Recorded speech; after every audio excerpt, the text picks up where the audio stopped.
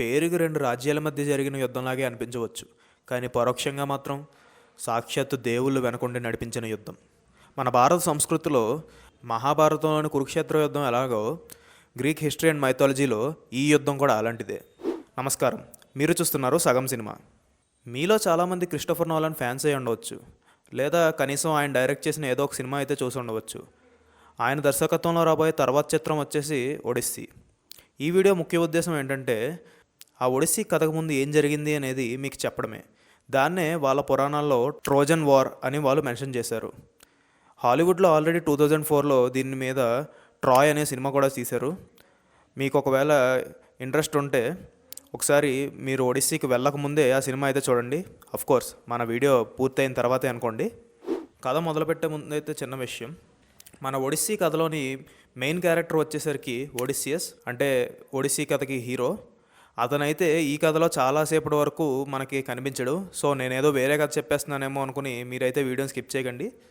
And ఇంకా video మొదలు పెడదాం. గ్రీకు పురాణాల ప్రకారం అప్పట్లో దేవుళ్ళు మనుషుల మధ్య తిరిగేవారు. జస్ట్ లైక్ మన హిందూ కల్చర్లో కలియుగానికి ముందు ఎలా ఉండేదని చెప్పుకునేవారమో అలాగే.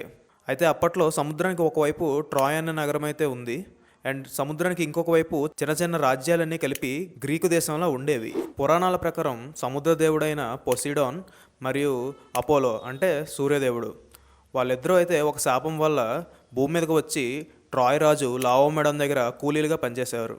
ఆ ట్రాయ్ నగరం యొక్క గోడలు నిర్మించడంలో వీళ్ళు కూడా భాగమయ్యారు. అందుకే సాక్షాత్తు దేవుళ్లే నిర్మించిన గోడలు అని వాళ్ళు చెప్పుకునేవారు. దేవుడు స్వయంగా నిర్మించిన గోడ అవ్వడం వల్ల ఏ ఆయుధం కూడా ఆ గోడని బద్దలు కొట్టలేదు. ఆ గోడలు ఉన్నాయనేదే ట్రాయ్ నగర ప్రజల యొక్క ధైర్యం. ఈ ట్రాయ్ నగరానికి ఉన్న మరొక అడ్వాంటేజ్ ఏంటంటే దాని జియోగ్రఫికల్ లొకేషన్. ఇది ఏషియాకి మరియు యూరోప్కి మధ్యలో ఉండేది. సో ఈ రెండు కాంటినెంట్స్ మధ్య ఏ ట్రేడ్ కోసం ఏ షిప్ వెళ్ళినా సరే ఈ ట్రాయ్ని పాస్ అవుతూనే వెళ్ళాలి.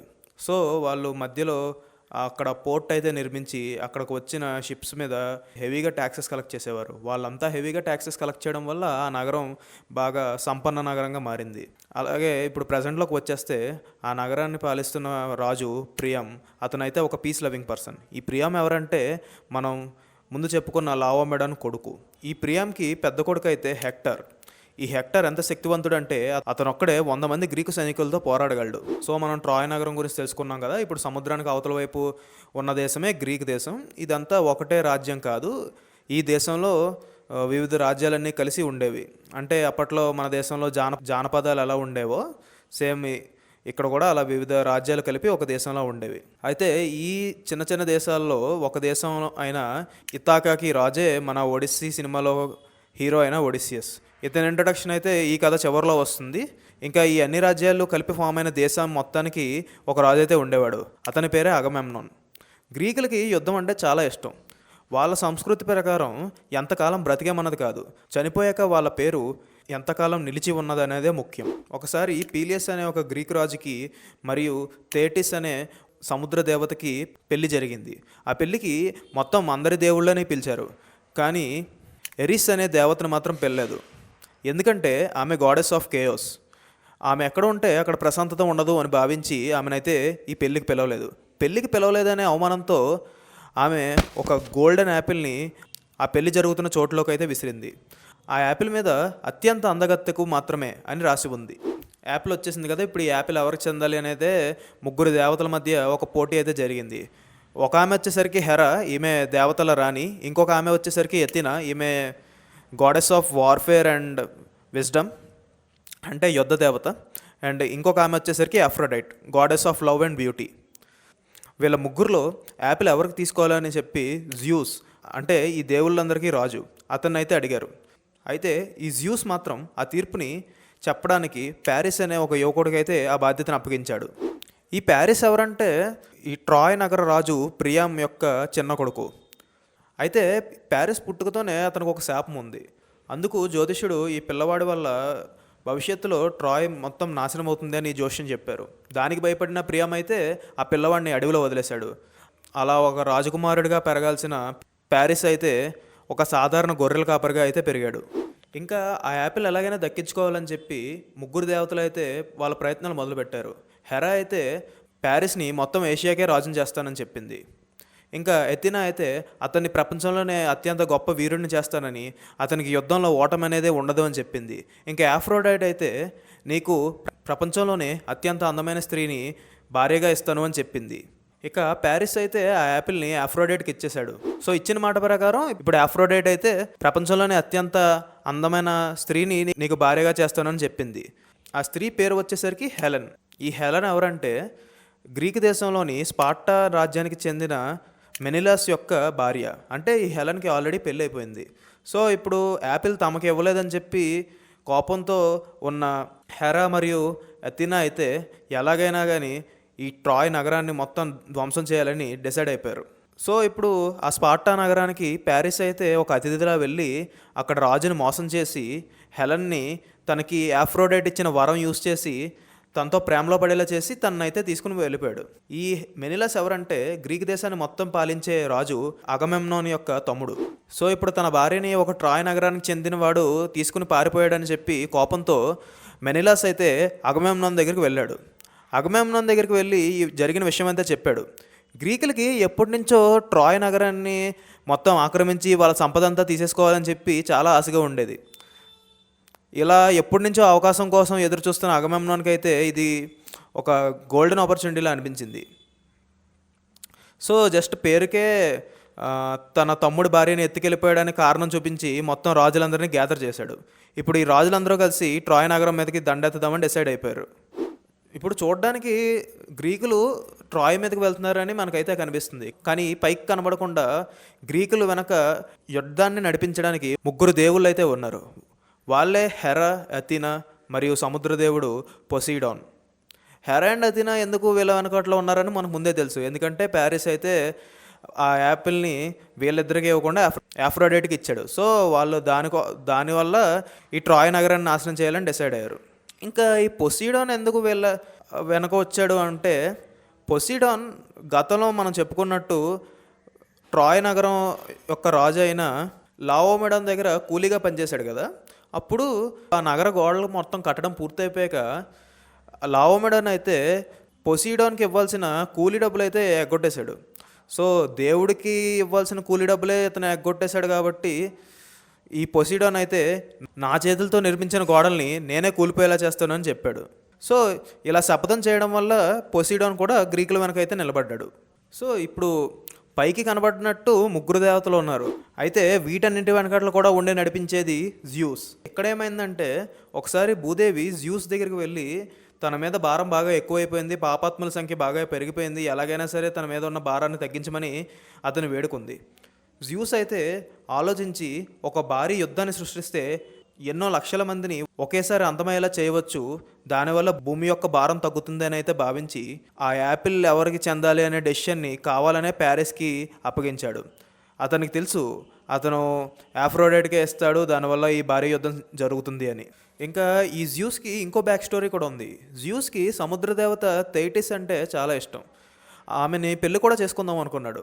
కానీ ఒకసారి ఒక భవిష్యవాణి అయితే జ్యూస్కి ఏమని చెప్పిందంటే, నువ్వు ఒకవేళ థెయిటిస్ని పెళ్లి చేసుకుంటే మీ ఇద్దరికీ పుట్టబోయే బిడ్డ నీకన్నా చాలా శక్తివంతుడు అవుతాడు అని చెప్పింది.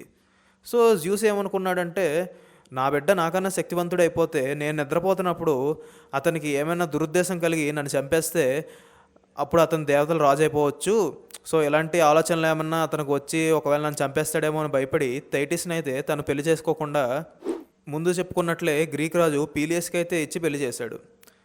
ఇలా ఒక దేవతకి మరియు ఒక మానవుడికి పుట్టిన కొడుకే గ్రీకు దేశంలోనే అత్యంత మహావీరుడిగా పేరు పొందిన అకిలీస్. అతడి ముందు నిలబడి యుద్ధం చేయాలంటే ఎంతటి వాళ్ళైనా కానీ వణికిపోయేవారు. అతను అంత శక్తివంతుడు. అకిలీస్ తల్లి అయితే దేవత కావచ్చు, కానీ అతని తండ్రి అయితే మాత్రం ఒక మానవుడే కదా. సో ఇప్పుడు మానవుడి సంతానం కాబట్టి అకిలీస్కి కూడా మరణం ఉంటుంది.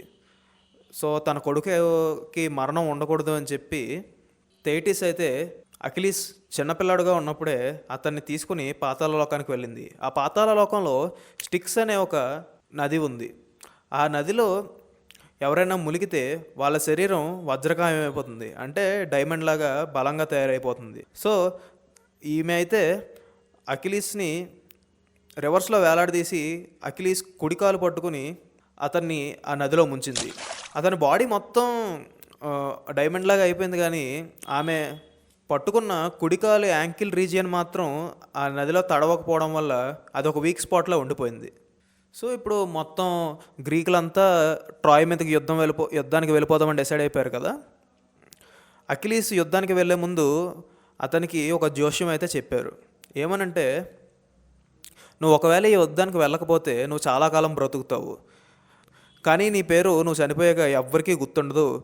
కానీ ఒకవేళ నువ్వు ఈ యుద్ధానికి వెళ్తే నువ్వు యవ్వనంలో ఉన్నప్పుడే మరణిస్తావు, కానీ నీ పేరు మాత్రం నువ్వు చనిపోయిన ఎన్నో వేల సంవత్సరాల పాటు అలాగే నిలిచిపోతుంది అని చెప్పారు.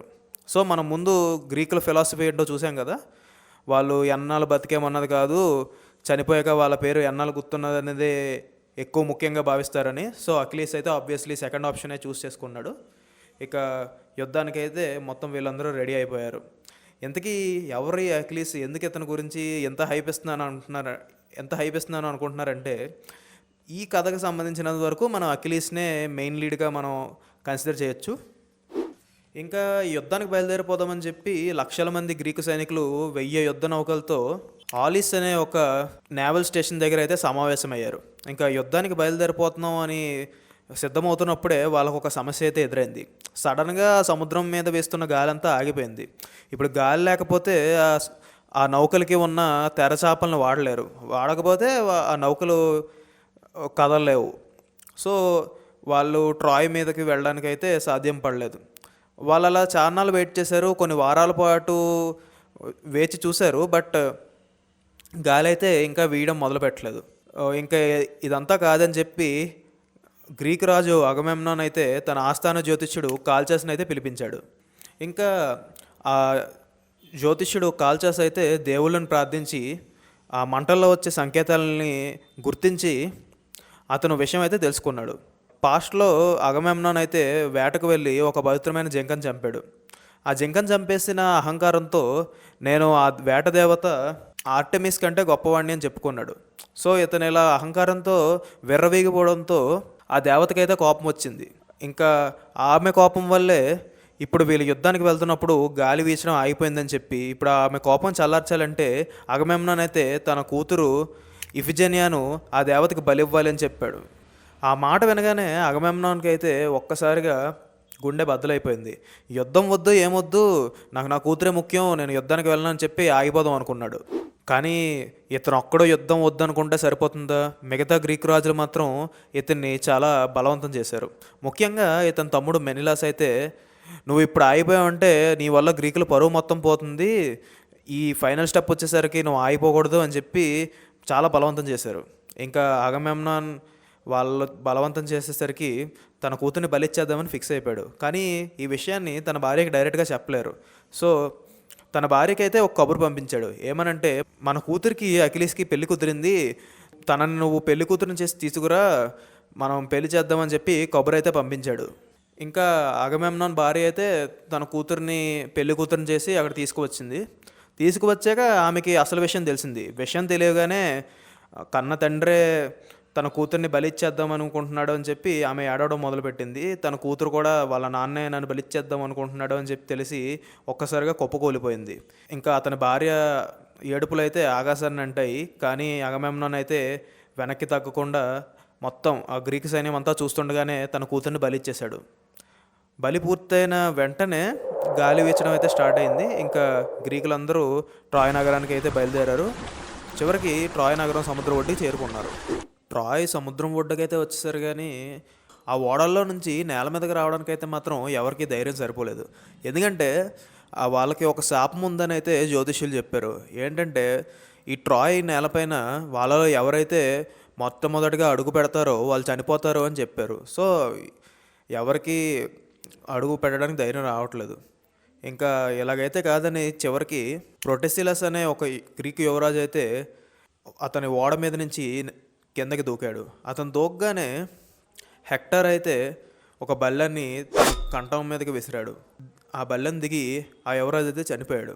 అతను చనిపోవడంతో ఆ శాపం అయితే తొలగిపోయింది. ఇక లక్షలాది గ్రీక్ సైనికులు ఒక్కసారిగా తమ ఓడల్లో నుంచి ట్రాయ్ సముద్రం ఒడ్డు మీదకి దిగారు. ఇంకా ఆ కోట లోపల నుంచి మనం ముందు చెప్పుకున్నాం కదా, ట్రాయ్ నగరం చుట్టూరు కోటగోడలు ఉన్నాయని, ఇంకా ఆ కోట లోపల నుంచి అయితే ట్రాయ్ సైనికులు కూడా బయటికి రావడం మొదలుపెట్టారు. కథ మధ్యలో ఆపుతున్నందుకు క్షమించండి. కథ మొత్తం ఒకే వీడియోలో చెప్తే వీడియో లెందీ అయిపోతుందని చెప్పి ఈ కథని 2 పార్ట్స్గా 2 వీడియోలో చెప్పాలని డిసైడ్ అయ్యాను. నెక్స్ట్ పార్ట్ అయితే వచ్చే సండే వచ్చేస్తుంది. దాన్ని కూడా మీరు మిస్ అవ్వకుండా చూస్తారని కోరుకుంటున్నాను. ఇలా మహావీరుడు అఖిలేస్ ఉన్న వాళ్ళు 10 ఏళ్ళు యుద్ధం చేసినా గెలవలేని ఒక యుద్ధాన్ని ఒడిస్సియస్ అయితే ఒక్క రాత్రిలో తన ప్లాన్తో గ్రీకులు గెలిచేలా చేశాడు. యాక్చువల్గా తన రాజ్యం వెళ్ళడానికి 2 వారాల సమయం అయితే పడుతుంది. కానీ ఆ ప్రయాణం అనుకోని పరిస్థితుల వల్ల 10 ఏళ్ళు తను చేయాల్సి వచ్చింది. చివరికి తన సైన్యం మొత్తం కోల్పోయి కేవలం తన ఒక్కడే తన రాజ్యాన్ని చేరుకుంటాడు. థ్యాంక్ యూ గైస్, ఎప్పటిదాకా ఈ వీడియోని చూసినందుకు. మీరు ఎంత హైప్డ్గా ఉన్నారు ఈ ఒడిస్సీ సినిమా చూడడానికి అనేది కింద కామెంట్ సెక్షన్లో చెప్పండి. అండ్ అలాగే ఈ వీడియో కొంచెం స్పెషల్గా చేద్దాం అనుకున్నాను. అందుకే జనరల్గా ఎప్పుడూ స్క్రిప్ట్ని ప్రింట్ అయితే చేయను, కానీ ఈ వీడియో కొంచెం స్పెషల్గా ఉండాలని చెప్పి స్క్రిప్ట్ని అయితే నేను ప్రింట్ కూడా చేయడం జరిగింది. అండ్ వీడియో నచ్చితే లైక్ చేయండి, మీ ఫ్రెండ్స్ అండ్ ఫ్యామిలీకి షేర్ చేయండి. ఛానల్ ఇంకా సబ్స్క్రైబ్ చేయకపోతే సబ్స్క్రైబ్ చేయండి, బెల్ ఐకాన్ని ఆల్లో పెట్టుకోండి. అలాగే మనకు ఒక ఇన్స్టాగ్రామ్ పేజ్ కూడా ఉంది, లింక్ అయితే డిస్క్రిప్షన్లో ఉంది. మీరు ఒకసారి చెక్అవుట్ చేయండి, నచ్చితే ఫాలో అవ్వండి.